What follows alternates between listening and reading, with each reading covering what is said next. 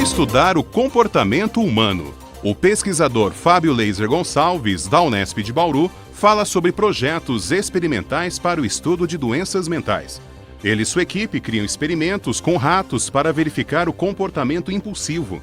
Esse fator está ligado a vários transtornos psiquiátricos e também a dependência de álcool e drogas. O Ciência Sem Limites começa agora. Bem-vindas e bem-vindos. Ao nosso lado, como puderam ver na abertura, está o professor e pesquisador Fábio Leiser Gonçalves. Ele pertence ao Departamento de Psicologia da Faculdade de Ciências do campus de Bauru da Unesp. Professor, prazer em tê-lo em nosso programa. O prazer é todo meu, João. Esse ambiente, que laboratório é esse? Então, nós estamos aqui no Laboratório Didático de Psicologia, onde também eu tenho alguns alunos e desenvolvo trabalhos de pesquisa, né? A gente está formando um laboratório, que é um laboratório de análise do comportamento e neurociências, né, em que a gente estuda vários processos básicos aí de controle e de estudo aí do comportamento. Nós vimos na abertura e nós já sabemos que o assunto são os modelos comportamentais referentes a doenças mentais. Mas, assim, com o tempo, queria que o senhor explicasse o que são esses modelos experimentais relacionados a doenças mentais para quem está nos assistindo. Então, vou começar falando um pouquinho das doenças mentais, né? O que são doenças mentais? É um conjunto de comportamentos, que a gente chama de sintomas, né, que caracterizam um transtorno mental, né? Então, para dar um exemplo, né, quando você tem depressão, tem uma série de alterações dos comportamentos. Então, a pessoa fica mais triste, fica sem interesse, às vezes altera comportamento alimentar, padrão de sono e assim por diante. Como é que a gente estuda isso? Às vezes é muito difícil a gente estudar com o paciente em si, né? Então a gente vai procurar desenvolver maneiras de simular alguns desses sintomas ou um conjunto de sintomas, tanto com animais quanto com pessoas, para poder estudar os processos básicos envolvidos, né? Quais são os mecanismos comportamentais e os mecanismos neurobiológicos que estão envolvidos naquele determinado transtorno. Como que vocês fazem isso com os animais? Vocês fazem uma simulação? Qual é o processo? Então, tem uma variedade, né, de modelos e a gente está sempre procurando por o quê? Por comportamentos que sejam parecidos com o que acontece nos seres humanos, né? Então, por exemplo, vou dar um exemplo que eu acho que é um exemplo mais fácil, né, que é o da depressão. Uma das características da depressão é o que a gente chama de anedonia, é a diminuição da capacidade de sentir prazer, né? Quer dizer, é uma espécie de perde a razão de viver? Isso, né? É o que acaba dando, né, nesse sentimento de nada interessa, nada... A vida é cinza, eu né? sempre brinco com os meus alunos, você chega lá para a pessoa e fala assim, olha... trouxe aqui seu almoço, temos hoje lagosta, caviar, champanhe, a pessoa fala, lagosta de novo, caviar de novo, esse champanhe francês eu não aguento mais, né? Quer dizer, parece que alguma coisa que deveria ser muito especial para a pessoa, deixa de ser, né? Então, por exemplo, em ratos, a gente tem uma coisa tão especial quanto champanhe, que é açúcar, né? Os ratos adoram açúcar. Então, um jeito da gente medir essa capacidade de sentir prazer, a gente põe eles numa situação em que a gente dá água e água com açúcar e vê o quanto eles tomam do açúcar. O quanto aquilo é prazeroso. Isso, né? E aí quando, por exemplo, os ratos estão expostos a um estresse prolongado, eles diminuem a preferência pelo açúcar. É como se o açúcar já não interessasse tanto. E vocês sabem a causa, o porquê disso?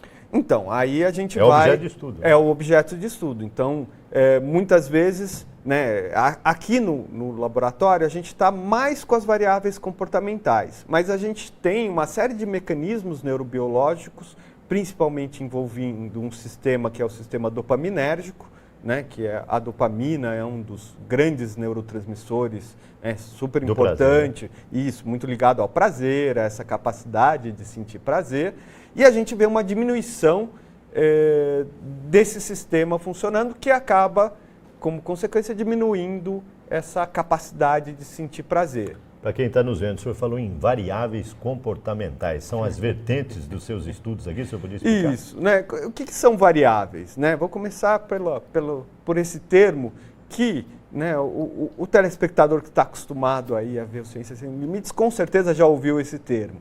Né? Mas a melhor definição de variável é aquilo que varia.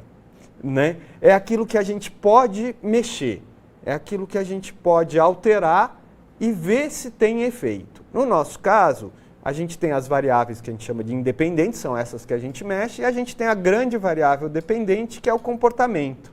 Né? Qual é o efeito disso? Né? Então, eu acendo uma luz e vejo o efeito sobre o comportamento. Eu exponho alguns animais, eventualmente, ao estresse e vejo o efeito disso sobre a capacidade de sentir prazer deles.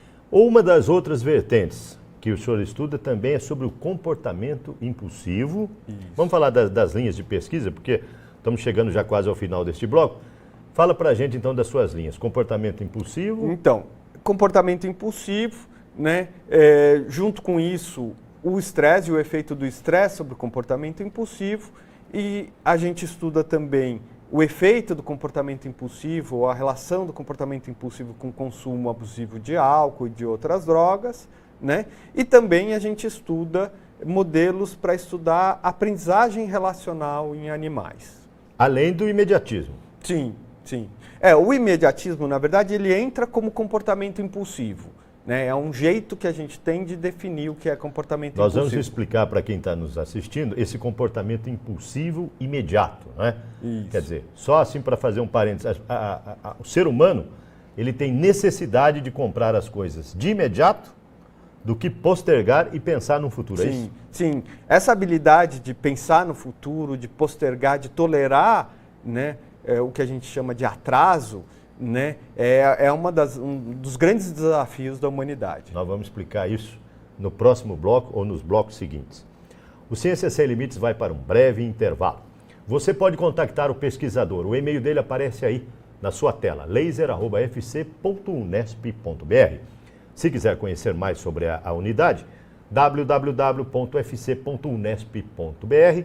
Clique em Departamentos, Departamento de Psicologia, você vai localizar o professor Fábio Leiser Gonçalves. Se quiser interagir conosco, o e-mail também está aí na sua tela, cienciasemlimites@tvu.unesp.br. E para rever os nossos programas, www.tv.unesp.br. Voltamos já. Ciência Sem Limites.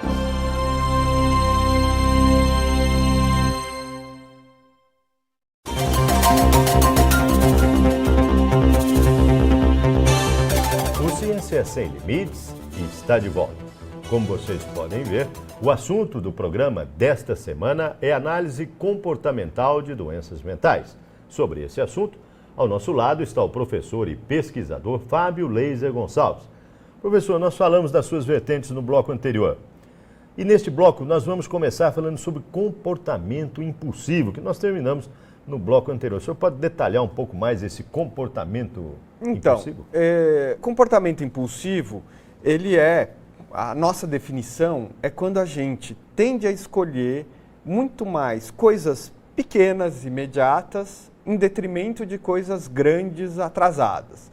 O grande exemplo que eu gosto de usar é, né, com os nossos estudantes, é você ir lá gastar dinheiro na balada, gastar dinheiro com bebida, né, e não economizar para comprar um computador ou para comprar um carro, né, comprar alguma coisa que é melhor, maior. Só um parênteses, muitas vezes a pessoa vê na promoção, fala, é só hoje isso aqui, a pessoa não está nem precisando. Toalha para dar banho em cachorro, ela nem tem cachorro, mas ela compra.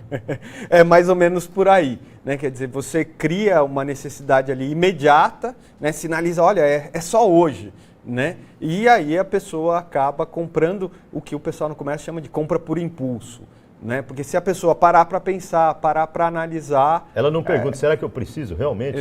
É necessidade minha? É necessidade e não dá tempo de pesquisar, não dá tempo de você comparar. Então, às vezes, no curto prazo, ela tem o pior resultado do que no longo prazo. Né? É claro que todos nós, de certa maneira, somos suscetíveis a isso. Mas tem algumas pessoas que são mais, algumas pessoas que são menos. Então, por exemplo, pessoas que passam por questões como dependência de drogas, incluindo álcool, tabaco, pessoas que têm compulsão alimentar. em geral, são mais controladas pelo imediato do que o longo prazo. Isso quer dizer que, assim, elas escolhem mais o imediato, né, do que pessoas que não são suscetíveis a abuso de álcool, por exemplo. E são muito diferentes daquelas pessoas um pouco mais, entre aspas, pão dura, sovina, né? Elas Então, aí nós estamos no outro extremo, que também não é saudável, né? Eu sempre falo que essa questão de escolher entre o imediato e o longo prazo, ela tem que ter um equilíbrio. A gente tem que ter um pouquinho do imediato, né? Quer dizer, você vai ter os prazeres imediatos, vai ter, né, a convivência com os amigos, os momentos de diversão, mas vai conseguir poupar, vai conseguir comprar o seu apartamento, o seu carro e assim por diante. E viver feliz, né? E viver feliz.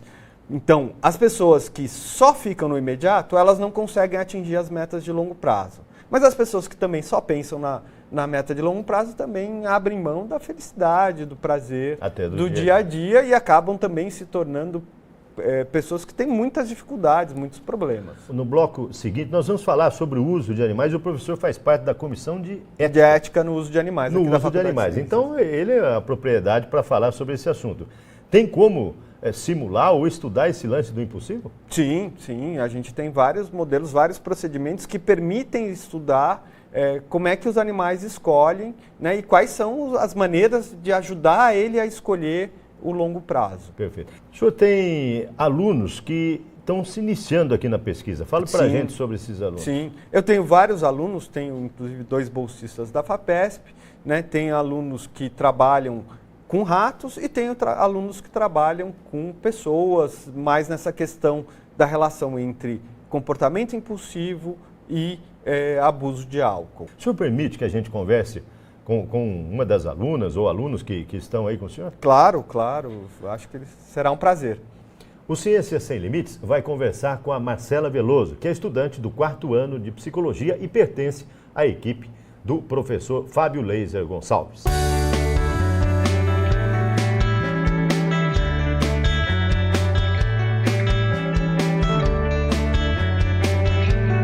Conforme anunciado, ao nosso lado está a Marcela Veloso, estudante do curso de Psicologia aqui da Unesp.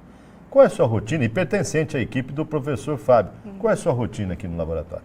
Então, agora, como a gente está no início de um novo projeto, a minha rotina no momento tem sido mais de leitura, revisão de literatura.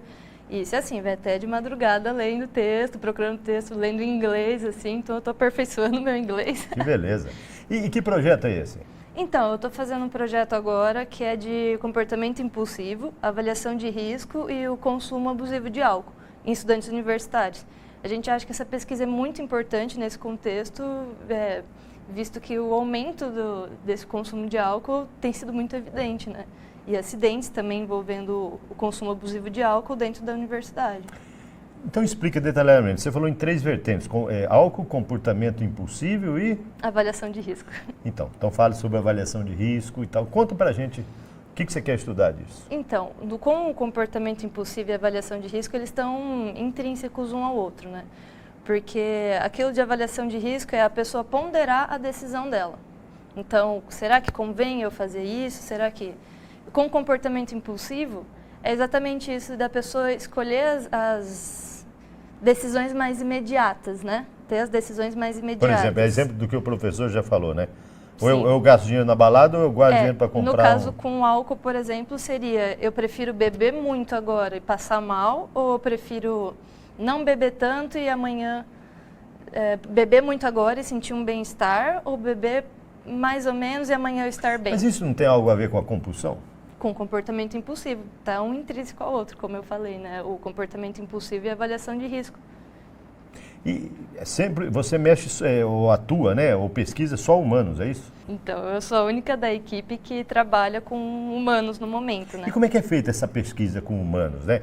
Vocês perguntam diretamente, indiretamente? Como é que é feita a abordagem? Então, a gente procura perguntar indiretamente sobre essas informações de comportamento impulsivo, né? Porque perguntar diretamente, às vezes a pessoa pode mascarar a resposta. E constranger também. E ficar constrangida, entendeu? Então, o que a gente faz? A gente vai trabalhar com um instrumento que chama BART, que é o instrumento em que a pessoa tem que clicar em um balão na tela para inflar uma bexiga. Então, cada vez que ela clica, infla a bexiga. E ela, cada vez que ela clica, ela coleta uma quantidade de dinheiro. E só que a qualquer momento que ela clicar e inflar o balão pode explodir. Então ela tem que escolher entre coletar o dinheiro, ela nunca vai saber que horas vai explodir. Isso que a gente fala de avaliação de risco. Você vai correr o risco de tentar inflar mais uma vez e conseguir uma quantidade maior de dinheiro, correndo o risco do balão explodir, ou você prefere coletar o dinheiro agora e deixa o balão ali, sabe? Uma quantidade menor de dinheiro, só que pelo menos você vai ter uma segurança de que você vai ter o dinheiro, entendeu? Perfeito. E para o futuro? Vai seguir carreira acadêmica? Vai para pós-graduação ou vai para a área clínica? Eu estou pensando bastante em seguir na pós-graduação, mestrado, doutorado e nessa área mesmo que eu estou trabalhando. Parabéns e sucesso para você. Obrigada. O Ciências Sem Limites vai para um breve intervalo. No bloco seguinte, a conversa continua com o professor e pesquisador Fábio Leiser Gonçalves. Um instante só, a gente volta já já.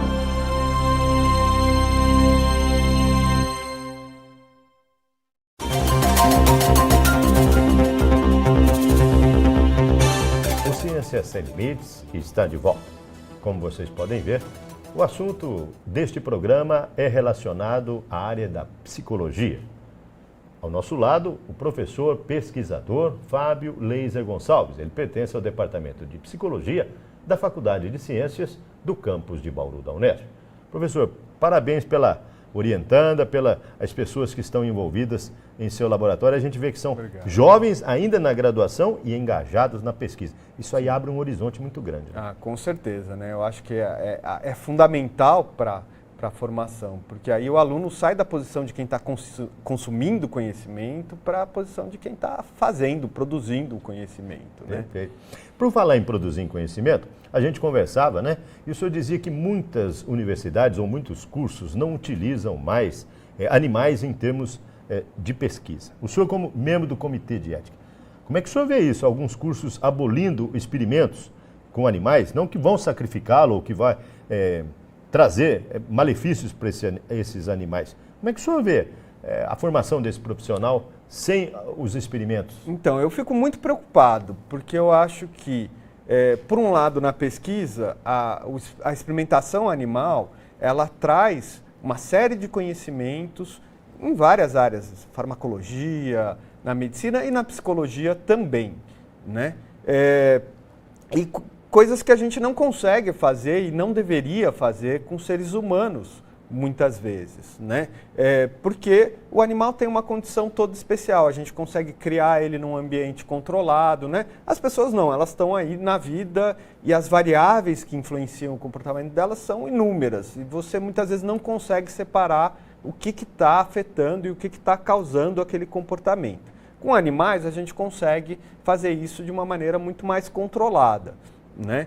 É lógico que a gente tem que ter a preocupação de minimizar sofrimento, usar o menor número de animais possível, né? Mas a gente não pode parar de produzir esse conhecimento, ele é fundamental para a gente. E na graduação e na formação dos alunos também é fundamental. Um aluno que nunca passou pela experiência de manipular um animal, de estudar um animal, ele, além das habilidades de pesquisa, ele desenvolve um conhecimento ético, uma maneira adequada de tratar esses animais, minimizando o sofrimento. Então, eu sempre costumo falar para os meus alunos, gente, é fundamental que a gente possa trabalhar com eles, é fundamental que a gente aprenda que tem que ter respeito por outras espécies que estão aí nos ajudando na nossa formação. Sem falar na prática, né? De pôr a mão na massa. Sim, sem falar na prática, né?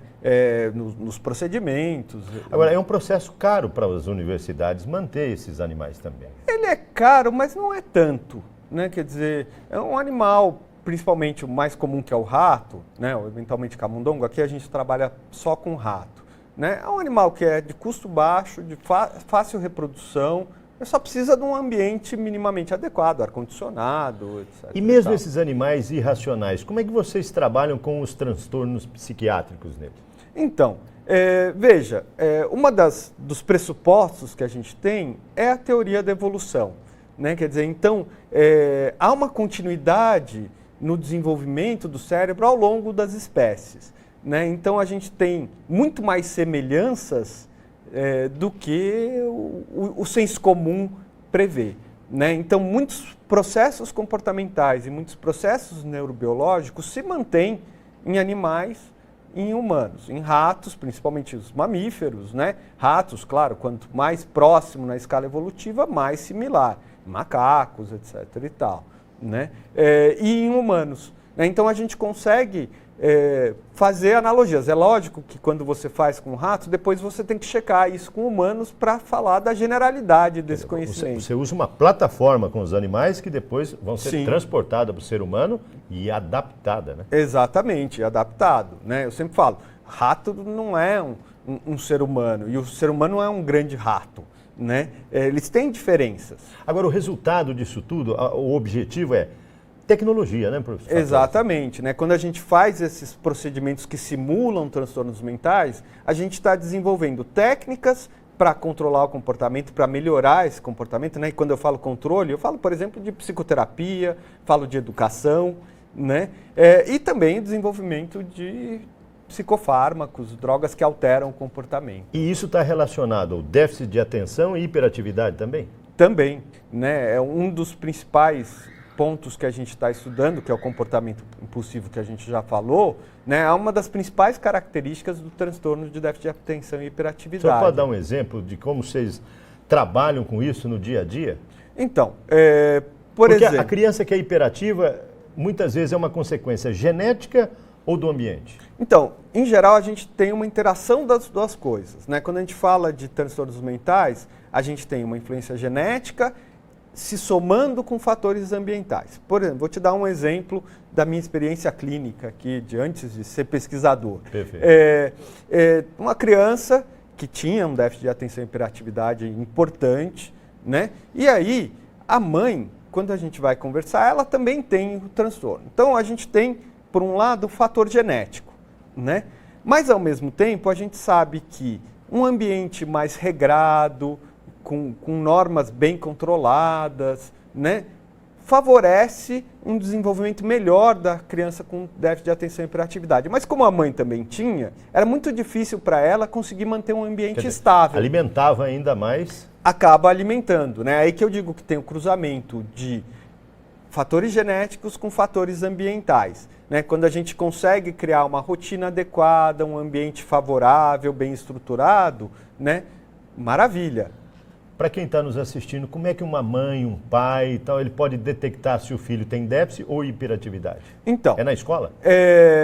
A escola não é um diagnóstico tão fácil quanto parece, né? Então, muitas vezes você tem uma criança mais agitadinha, o pessoal já fala, esse aí é hiperativo. Não é bem assim. A criança com hiperatividade, né, eu brinco que ela sobe pelas paredes, é um nível de atividade muito acima do normal. Não é uma criança simplesmente que apronta. Né? Então, é uma criança que não consegue ficar parada, né? Que fica lá, vai sentar na escola, ela fica mexendo nas coisas, cai uma borracha, ela vai atrás da borracha, tanto faz se o professor está falando ou não. Ela não consegue ser controlada pelas dicas ambientais que normalmente controlam o nosso comportamento. Porque qualquer coisinha imediata chama a atenção dela, né? Então, se isso está interferindo no desempenho escolar, se isso está interferindo no ambiente familiar, né?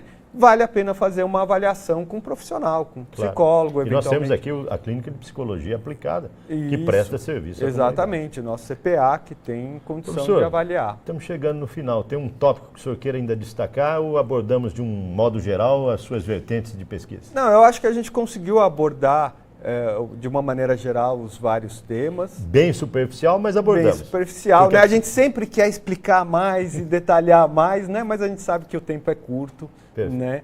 Obrigado por participar do Ciência Sem Limites e parabéns pelo seu trabalho. Obrigado, foi um prazer. Para você contactar o pesquisador, o e-mail dele aparece aí na sua tela, laser@fc.unesp.br. Para rever os nossos programas, www.tv.unesp.br. Ponto final. Na próxima semana, um novo assunto, uma nova pesquisa, um novo Ciência Sem Limites. Esperamos por você.